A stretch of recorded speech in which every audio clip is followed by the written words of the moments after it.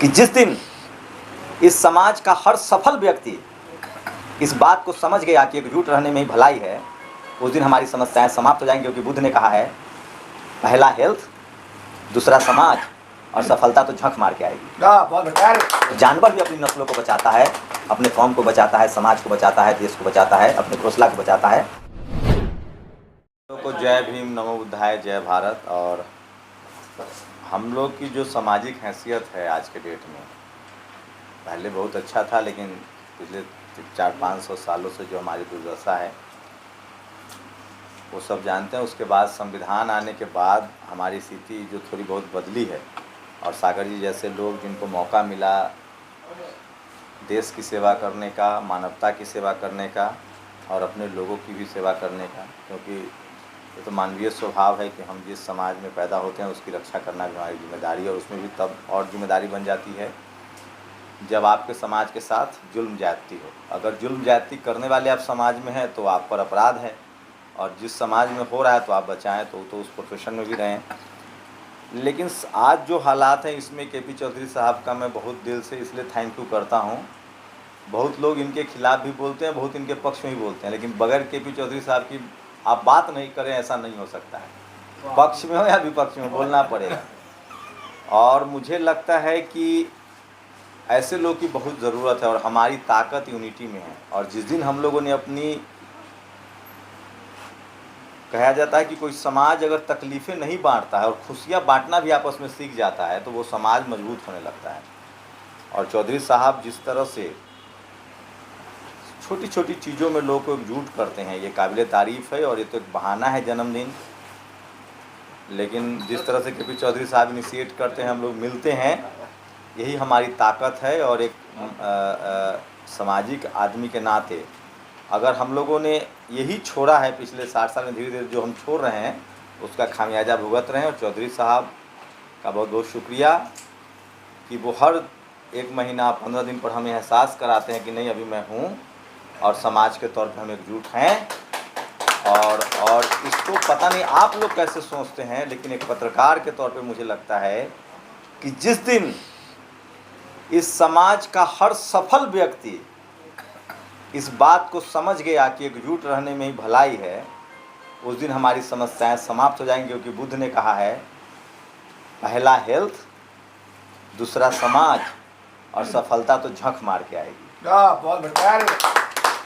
जो समाज अब एकजुट नहीं रहेगा उस समाज नहीं बच सकता है, और न उस समाज का कोई व्यक्ति बच सकता है। जैसे नाव में अगर छेद है और हम पोटली लेके बैठे रहें कि हम बचे हुए हैं, नाव उस तरफ डूब रहा है, नाव डूबोगी तो हम सब डूबेंगे।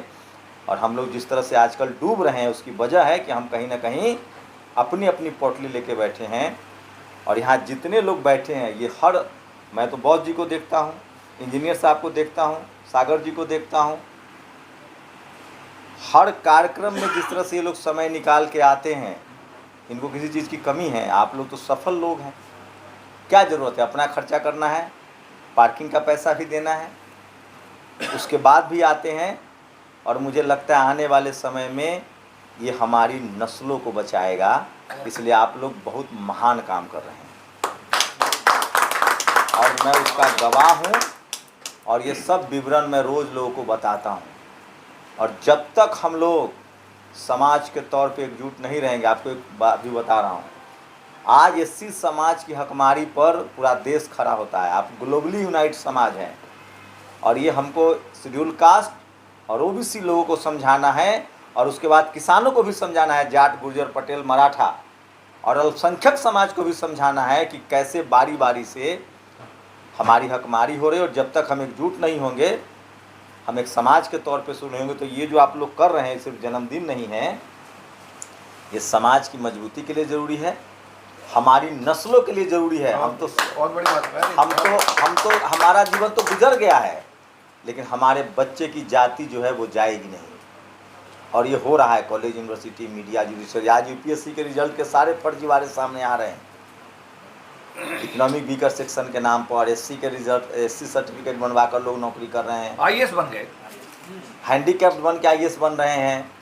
ओबीसी वाले भी एससी कुछ जगह बेईमानी सामने आई है, जनरल वाले ओबीसी एससी एसटी का सर्टिफिकेट बनवा रहे हैं। तो ये जो जगह है, और मैं कई बार चिंतित होता हूँ कि सागर जी जैसे लोग, बॉस साहब जैसे लोग, केपी चौधरी जैसे लोग, हमारे बड़े, आप लोग नहीं जानिएगा, सर जो बैठे हुए हैं, इनके एक दोस्त है, अजीज दोस्त, मैं आज बता रहा हूँ, मैंने कभी नहीं बोला है। हमारे यहाँ कहावत है कि कर्जा ख्याल कभी नहीं भूलना चाहिए। हमसे सबसे पहले सर ही मिलने आए फ़ोन करके, इनके लंदन के एक दोस्त हैं, और एक बड़ी आर्थिक मदद करवाई, जिसकी वजह से हम नेशनल दस्तक को उस दौर में, जब हमारे पास पैसा नहीं था, तो सर्वाइव कर पाए। उनके लंदन के दोस्त आए और भारत आकर उन्होंने मदद की, बहुत बड़ी बात है। तो एक समाज के ये जो आयोजन है, ये जन्मदिन नहीं है। जन्मदिन तो आप घर में भी मना लेते हैं, ये दरअसल हम लोग समाज का जन्मदिन मना रहे हैं, बाबा साहब के विचारों को आगे बढ़ा रहे हैं, और तमाम महापुरुषों को। और जिस दिन हम लोगों ने इसको और करना शुरू कर दिया घर घर,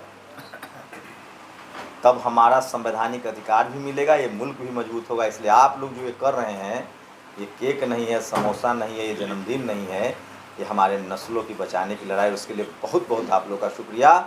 और केपी चौधरी जी को और ताकत मिले, और लंबी उम्र हो, सागर साहब को और लंबी उम्र हो, आप सब लोग की लंबी उम्र हो। लेकिन आप लोग को कभी कभी मन में लगता होगा, ये जो कर रहे हैं ये टाइम पास है, खर्चा भी हो रहा है, क्या रिजल्ट है आप लोग को नहीं पता है। अगर ये नहीं हो रहा होता तो सचमुच हमारे संवैधानिक अधिकार खतरे में पड़ जाते। इसलिए आप लोग जो कर रहे हैं, ये इतिहास में दर्ज होगा, और हमारी नस्लें तभी सुरक्षित होंगी। और जानवर भी अपनी नस्लों को बचाता है, अपने कौम को बचाता है, समाज को बचाता है, देश को बचाता है, अपने घोंसला को बचाता है। हम लोग की भी जिम्मेदारी है कि समाज, नस्ल, देश को बचाएं। और इसके लिए भाईचारा, चाहे जन्मदिन के रूप में आए, चाहे ऐसी गेट टुगेदर हो। शुक्रिया चौधरी साहब, आपकी इस अदम इच्छा शक्ति के लिए कि आप तमाम टीका टिप्पणी को बर्दाश्त करते हुए लोगों को एकजुट करने के लिए इस तरह के मौके मुहैया कराते हैं, और हम लोग एकजुट होते हैं। सब लोग को जय भीम, जय भारत, नमो बुद्धाय।